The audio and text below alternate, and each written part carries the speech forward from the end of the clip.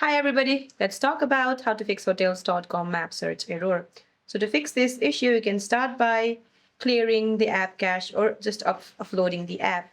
Just go to your device settings and scroll down to general, then go to iPhone storage and find hotels.com from the list, or you can just simply search it in your search bar. Tap on it. Now tap offload and then reinstall it.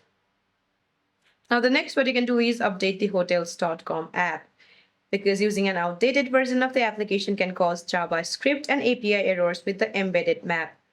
Just go to your device's Apple Store or Google Play Store, then search find hotels.com, and if you see an update option available here, just tap on update to get the latest version. Now, if the app continues to malfunction, just open a mobile browser like Safari or Chrome and navigate directly to hotels.com to complete your reservation. Mobile web browsers often bypass app-specific rendering errors. So that's it for this video, guys. I hope this video is helpful. See you in my next one.